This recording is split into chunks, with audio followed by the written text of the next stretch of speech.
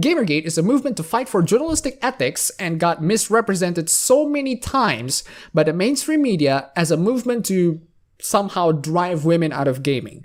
It is a movement that has been sparking in 2014, and while all of the core goals have been accomplished, well, most of them at least, it's still here in 2016 trying to fight off over some of the rest. They are still being corrupt. Some even claim that it's taking over the White House, which I find hilarious. Some of you GamerGaters might be thinking, what does a country like Indonesia think about GamerGate? Well, Kaskus is one of the biggest Indonesian forum in here, and they're pretty much pro-GamerGate. Here's the GamerGate thread in Kaskus, and it's still up there and running. I'm gonna read the excerpt to their description to what GamerGate is.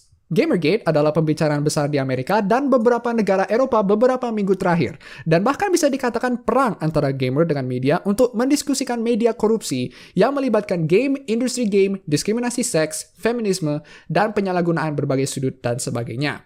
Which translates to GamerGate is a discussion in America and a few European countries in the past couple of weeks, past couple of weeks at the time of writing, and can even be considered a war between the gamers and the media to discuss media corruption that involves video games, video game industry, sex discrimination, feminism, misrepresentation of point of views, and so on.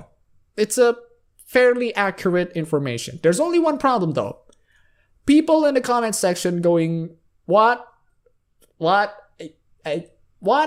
Yeah, it's a little complicated to follow the entire thing on that thread, especially the way they try to structure the information.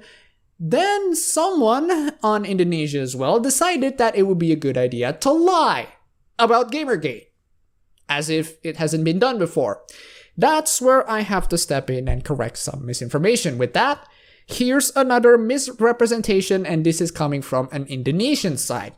From GamerGate to Trump, how misogyny ruins the world. This sounds like your typical anti-Trump, anti-GamerGate hit piece, but just so you know this, the writer is Indonesian, the site is Indonesian, the site also once featured Anita Sarkeesian. In that article, I want to highlight this particular paragraph. No such GamerGate revolution taking place in Asia. Indonesian gamers know about GamerGate but believe it's not their business. Some even supported it. Japanese males, feeling impotent with the rise of China and South Korea, freak out with anything resembling a real woman and consume anime and video games where the women have prepubescent physiques and yet having big breasts.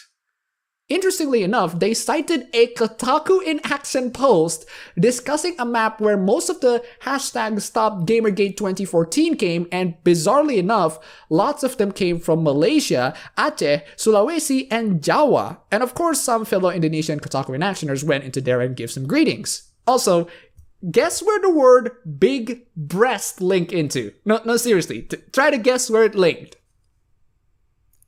Senran Kagura. I'm not kidding. It actually linked into a Senran Kagura picture. What a great start. Let's get into the actual article that our writer has for today, shall we? 3 years ago, I thought a topic that made my blood boil was a fringe issue unrelated to the world of politics. Back then, video game reviewers, independent game producers, and video bloggers were getting harassed and threatened for doing their job, for providing insights and comments on video games as a media product as art. They received rape and murder threats over emails, online comments, and phone calls. The targets were always women, and too often they had to leave their homes and lock their social media accounts. Why do they get all of these? Why are they always women? How the hell can this thing just start it off in just an instant? Why now? Why now gamers decided that, you know what, let's just kick women out of gaming? Why now? Why just now? I mean, those are very good questions to ask, don't you think? I mean, I'm a gamer. I guess you can call me a gator, even though I don't identify as a gamer gator, and yet I haven't harassed anyone. I only bring in legitimate criticisms into game developers and game journalists that are corrupt, but I got attacked and mislabeled by people like you. If you think legitimate criticisms are harassment, come on. Stop it. Get some help. Also, I have to bring up this fact real quick. For a movement to harass women out of gaming, there's a significantly little number of them. 0.65%? That's not much, don't you think? Where are the rest of going? And then there's the fact that Zoe Quinn, one of the victims of Gamergate, once tried to sabotage the game jam and also the fine young capitalist, as in women who develop video games. The victim of Gamergate tried to harass women that develop video games. And yet we're the ones harassing women out of video games. Or how about when people tried to find proofs of harassment to Anita Sarkeesian, but they couldn't find it? Or how about Gamergate being investigated by the FBI, and it turns out that nothing ever came out? But we're just gonna ignore those facts and just try to push our narrative for a moment, shall we? The bullies eventually came to be grouped under the Gamergate movement, and they claimed that they were defending ethics in video game journalism, but they never touched ethical matters in the video game industry, publishing, and marketing. Instead, what they did was harass women and complained about review articles. They never touched ethical matters in the video game industry. Like, what? What haven't Gamergate touched? Gamergate touched everything corruption related. Go visit Deepfreeze and try to say that they never touch ethical matters in the video game industry again. Try me. This is because most of them are middle class from Western countries who avidly consume video games, comics, and anime, and science fiction and superhero movies. They are concerned about their favorite franchises and fandoms, but not about the welfare of programmers, booth models, or voice actors. If anything, most of them want their video games to stay violent, sexist, and racist. Oh, we're not concerned with the welfare of the programmers, booth models, or voice actors. No, you don't. How about the voice actor for Dead or Alive Extreme 3 that got harassed out of Twitter when she speaks out about her opinions on feminism? How about the developers of Oculus Rift, Palmer Luckey, and his girlfriend getting harassed and got creepily stalked? Seriously, someone report this guy to the police. This guy's been stalking Palmer endlessly. Jesus Christ. As for the second part, yes, I want my video games to be violent. Do I want them to be racist or sexist? What is a racist or sexist video game? Is Resident Evil 5 a racist video game? Because most of the enemies are Africans? Well, too bad. That game is my guilty pleasure. Is Senran Kagura a sexist video game? Too bad. That game is pretty fun. If game developers want to make video games that are sexist or racist, according to you, they can do that. It's called free expression. I mean, the only criticism you bring to the table is that they're sexist and they're racist, as in they're immoral, as in ban them out of existence. No. Have better arguments to the table, please. I heard less about Gamergate in 2015 for two reasons. First, I moved from following video game journalists and anime fans to following more mainstream feminists who discuss TV series, books, and politics instead of video games. Have you heard of game dropping? Show it. If, meanwhile, you follow up the Gamergate problems, witness Gamergate and the preemptive message boards developed against the newly women-led Ghostbusters movie, if we highly publicized scandals such as Gamergate, which several high-profile women in the gaming industry linked to the genesis of Gamergate, the campaign centered around harassing women in the video game industry and far-right-leaning politics. The bot is programmed to respond to all the main prototypes, most notably Brianna Wu, a game developer who argued with alt-writers, Gamergaters, MRAs, even in forums and Gamergaters, there wasn't a talk about the journey, and the forum is pointed to as the origin of Gamergate, the controversial movement that views female gamers as ruining, and those are just from months ago. Second, the movement naturally petered out as more video games featured female or minority protagonists and dealt with issues like mental health and sexuality. The same trend was shaping in television series, movies, and theaters. So you're saying that Gamergate, a movement with a female as its mascot, has completely deteriorated because more and more female and or minority protagonists appear on TV and video games.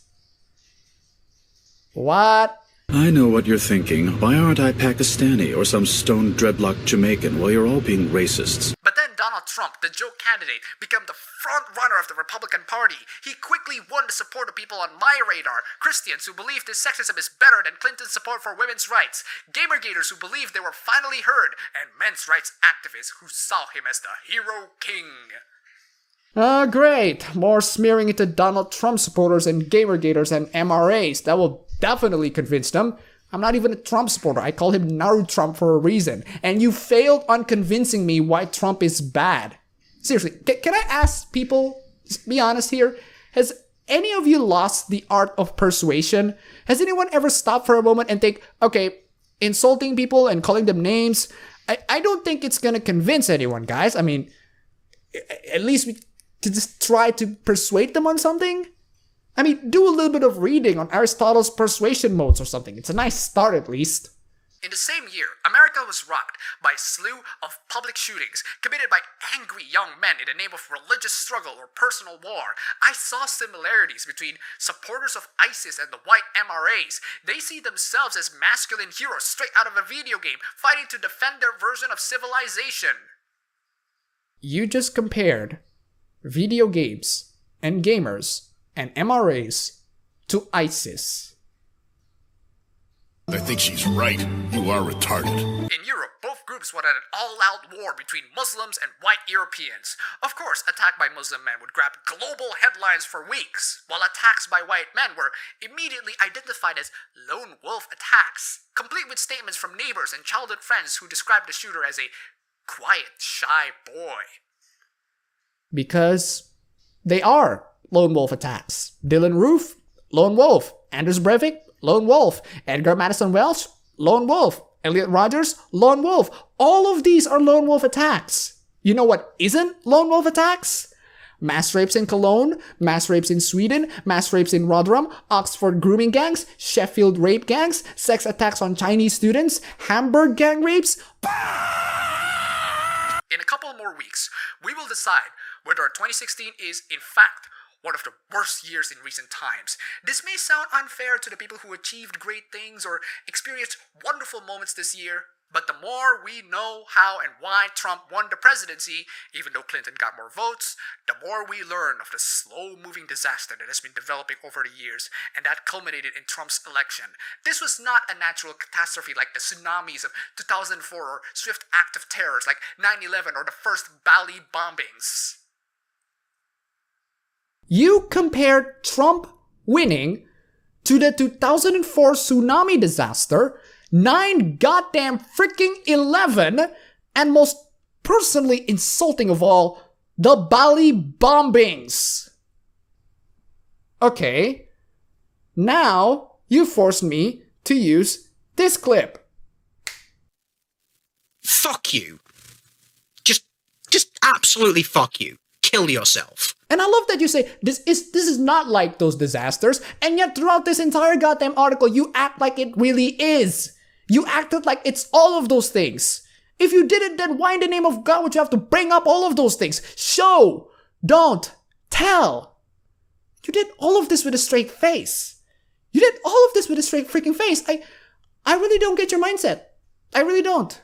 Allow me to pop a jaunty little bonnet on your purview and ram out of the shitter with a lubricated horse cock. Millions of white women who voted him would still have chosen him over Elizabeth Warren, Jill Stein, or even Bernie Sanders as the alternative to Hillary Clinton.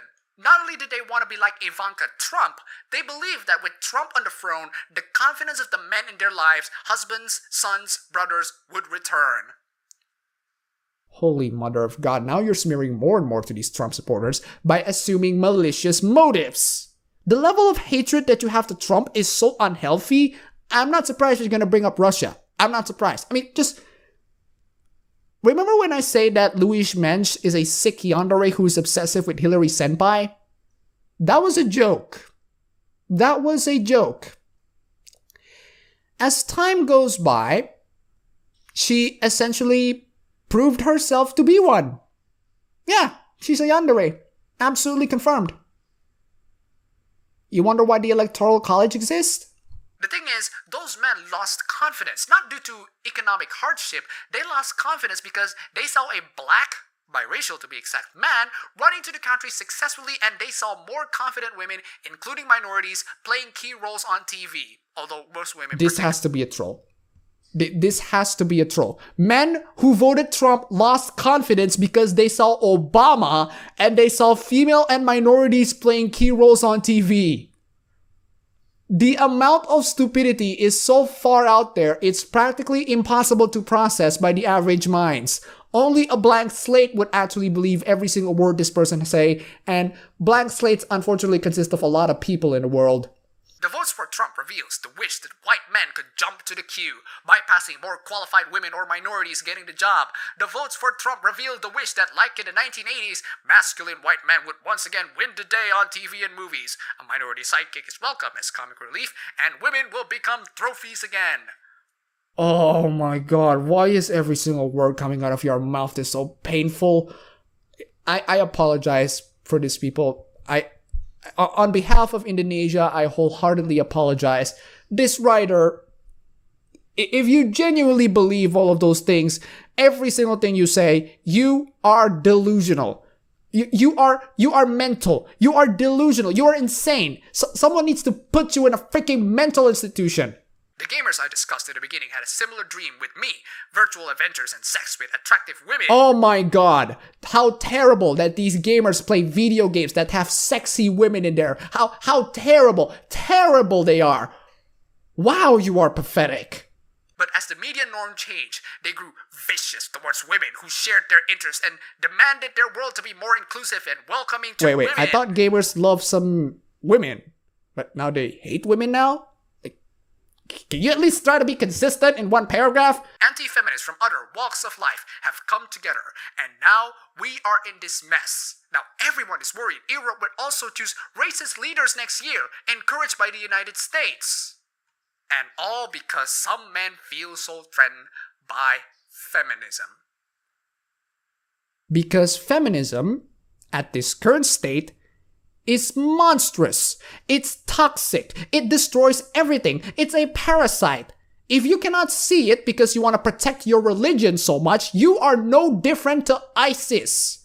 You're no different than a zealot or a cult who thinks that their religion is the best of all and anyone who disagrees should be freaking beheaded. I absolutely loathed extremes. I hate extreme Muslims, I hate extreme Christians, I hate extreme Hindus, extreme nationalists, extreme feminists. I hate every extreme of the ideologies and I hate every single one of their zealots who put their ideology as their freaking lifeblood. So when someone just give a slight criticism, they're going to jerk off and go full berserk beheading mode on you. These people are cancers of the society. And they're everywhere, guys. They're everywhere. This article proved me that. It's infecting my country now. And it's going to infect yours sooner or later. It will happen. If nobody speaks out about this nonsense, people are going to be stupid. What did Winston Churchill say about a 5-minute talk with your average voter again? Itu semua untuk video kali ini. Kalau Anda suka, klik tombol like dan langganan kalau mau lagi. Kalau mau, Anda bisa donasi ke Patreon. Dan terima kasih untuk menonton.